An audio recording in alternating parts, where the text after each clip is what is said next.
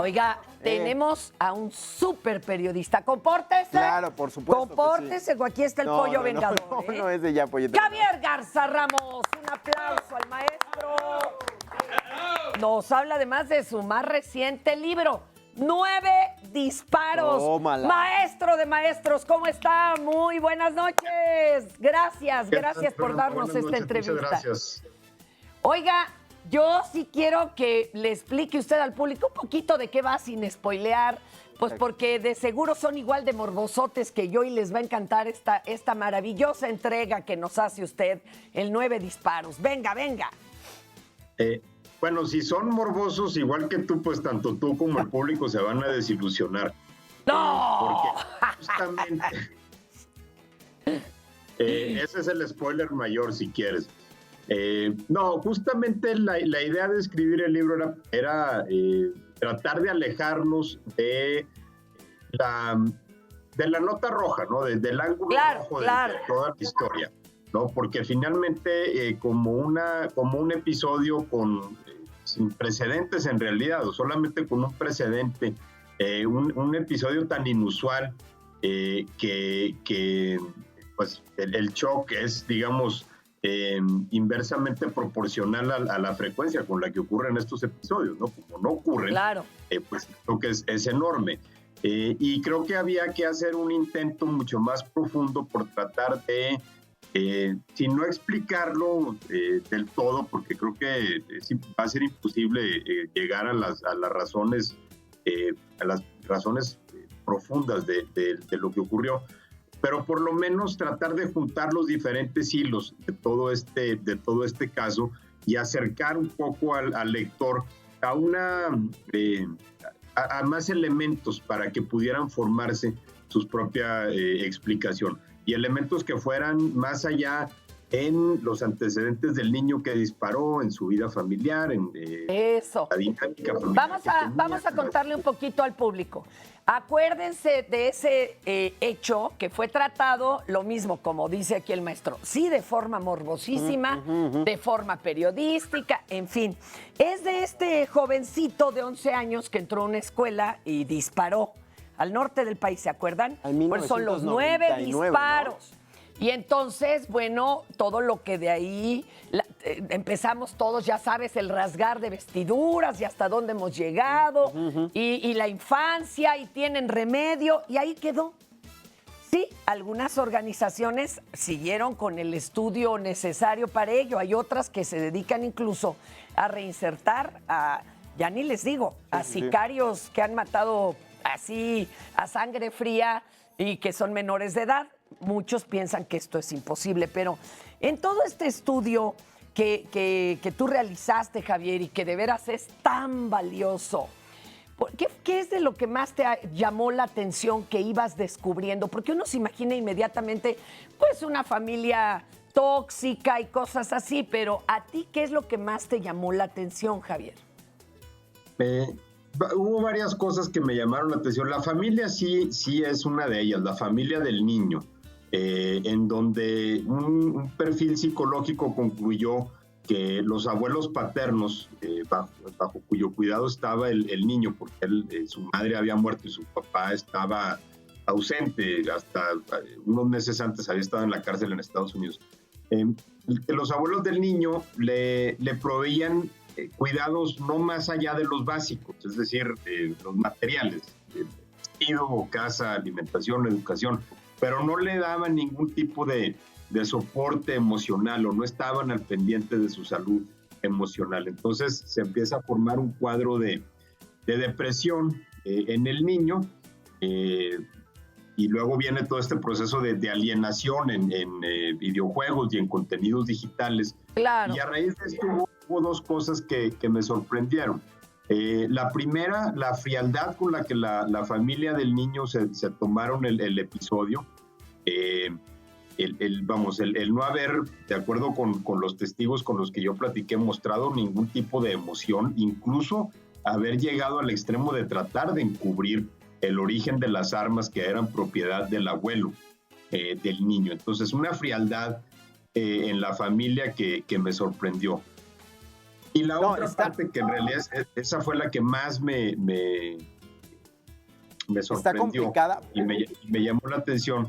En esta parte de que el niño estaba alienado en el consumo de contenidos digitales, no nada más videojuegos, como se dijo en un principio, también, digamos, como parte de esta búsqueda de explicaciones que siempre terminan en explicaciones algo superficiales, sino en contenidos digitales de todo tipo, sobre todo navegación por internet y en particular una obsesión con la masacre de Columbine que había ocurrido en Estados Unidos en 1999. Incluso el niño se viste como uno de esos atacantes.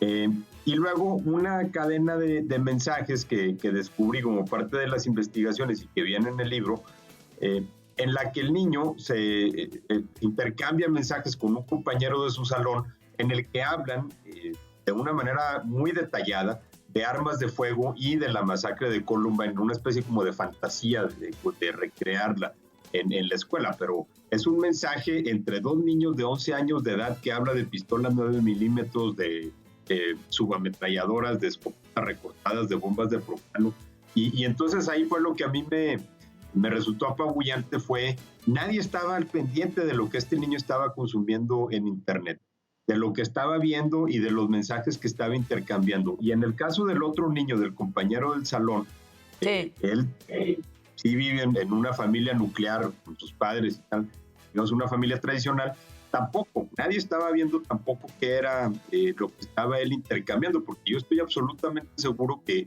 cualquier adulto que vea que su hijo de 11 años está intercambiando mensajes hablando de pistolas 9 milímetros, inmediatamente le va a preguntar de qué se trata. Sí, claro. Oye, a ver, lo que tú dices es que es muy importante, ¿no? Y como tú abres el libro de también esto pasará, pues nos pasó, cuánto que ahorita muchos ya ni se acordaban. No, y hay una imagen, ¿no? La del perrito que lo estaba ahorcando y la mamá estaba enfrente del niño y lo estaba, realmente el perrito ahorita lo estaba ahorcando. De eso. Y dices tú, ¿dónde están los adultos que No, puedan pues ser allí estaba enfrente. ¿No? Ahorita llegamos a eso. Pero fíjate, tú dices, les proveían lo necesario, sí, pero no proveían atención. O sea, estaban solos, abandonados, y eso yo creo que es lo que más lo que más peligroso es, porque estaban en una de las escuelas más caras, ¿no? De allá de Torreón. Entonces uno pensaría, no, pues son muchachos atendidos, pero no, su compañía era eso, era el internet, Javier. Oye, y... Sí, síguele, perdón, te interrumpí. Tiene razón, había pasado desapercibido, incluso también para el colegio. Exacto, ahí tampoco nadie se da cuenta. Pero te fías que eso es la misma historia en todos los casos, por ejemplo, de balaceras en Estados Unidos, donde que allá hay una diaria, excepto en cuarentena, ¿no? Sí, ha sido el caso de muchos, en donde hay personas que van dejando señales que nadie las recoge porque nadie las está poniendo atención. Digo, aquí había una señal muy clara en una cadena de mensajes que yo estoy convencido que si un adulto los hubiera visto, es muy probable que el tiroteo no hubiera sucedido, porque probablemente se hubiera alertado a la escuela. Y en el caso del niño, nunca recibió ningún tipo de atención psicológica, ni en la escuela ni fuera de la escuela, a pesar de que tenía una vida llena de traumas, la pérdida de su madre, la distancia de su padre, que hubiera meritado algún tipo de atención. Es difícil, creo que ya nos dejaste bien en claro que este libro, independientemente, como habías dicho, no es morboso ni mucho menos nota roja, sino como tipo de reflexión, más que a los padres para que también los puedan ver y puedan entender a sus hijos y puedan saber ahorita en las redes sociales, como está muy abierto, saber qué es lo que están haciendo, ¿no? Sí, creo que es un libro que, va dirigido a todos, también va dirigido a los jóvenes, finalmente. Sí, también es algo que nos pasó y de lo cual tenemos que derivar lecciones. A mí una de las intenciones, no al principio, sino más bien al final, ya cuando estaba más en los desenlaces, y tratando de ver cuáles eran las lecciones, esa de la atención de los padres sobre los contenidos digitales que están viendo los hijos, me pareció que surge como una de las más importantes. También porque recordarán, en los días después, en los días siguientes, en las escuelas se reanudó la aplicación del operativo Mochila Segura. Sí, bueno. Era la revisión de las mochilas para que no trajeran algún tipo de armas. Sí. Y que había sido un operativo muy polémico que incluso se había suspendido en muchas escuelas, incluyendo en el Colegio Cervantes, porque se considera demasiado intrusivo. Pero yo me quedé pensando después, y sobre todo ahorita, en las que no es necesario revisar la mochila, porque los niños no están yendo a la escuela, pero sí están cada vez más inmersos en un dispositivo electrónico, pues que lo importante no era revisar la mochila, sino revisar el celular o la tableta o la computadora. Claro. Oye, Javier, pero mira, tenemos millones de menores que están inmersos en el Internet. Y también tenemos muchísimos niños y niñas descuidados, sin atención, sin acompañamiento. Tú, para ti, ¿cuál fue el disparador para que sí hiciera una balacera? No sé si me explico. Y no los otros 5 millones de niños. Tenía que ser ahí en Torreón, podría haber pasado en Coahuila. O sea, ¿tú qué consideras que se juntó aparte de estos ingredientes?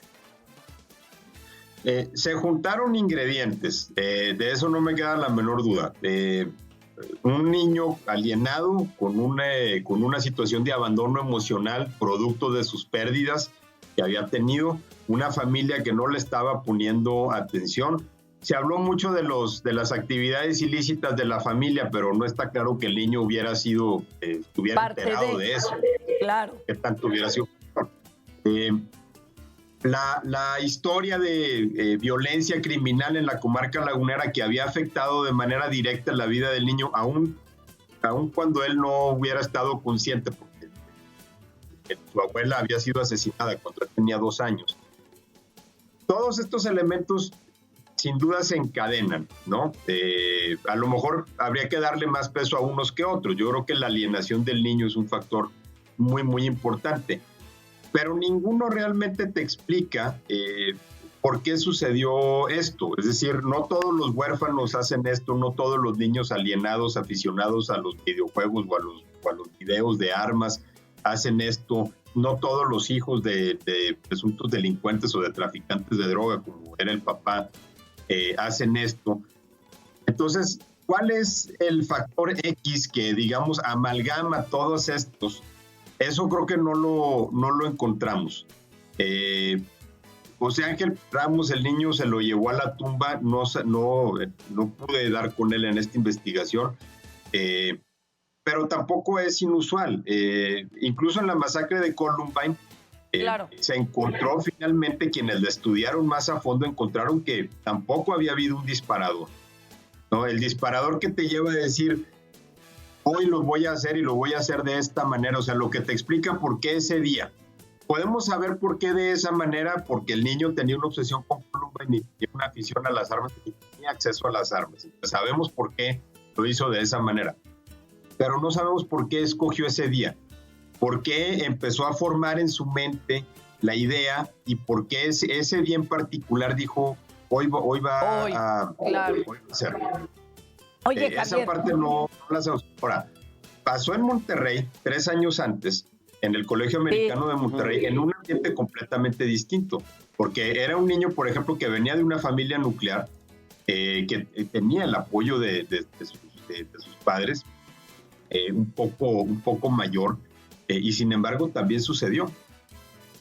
Mi querido Javier, a mí me impacta cómo haces un trabajo, pero es como de un bordado fino, de escuchar claro, un montonal de voces, de reflexiones, bueno, hasta de quien levanta la escuela, o sea, quien fundó la escuela.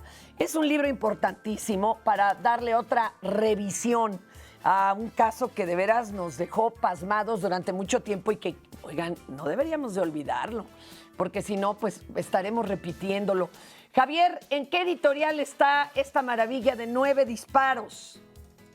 Está en Grijalbo, por ahora en formato digital. Pues la pandemia, ¿cómo te ahorita es lo más cómodo. Bueno, sí, no ha salido en impreso todavía, pero está en formato digital en todas las plataformas. Oye, ¿y tienes redes o tú no pierdes el tiempo en eso, mi Javier? Trato de no, pero me pueden seguir en Twitter en @JaGarzaRamos. Ahí está. Un aplauso a ese trabajo. Muy bien. Muchísimas gracias. Interesantísimo. Cuídate Claro que mucho, sí. Javier. Muchas gracias. Muchas gracias, Un Javier. abrazo. Un abrazo.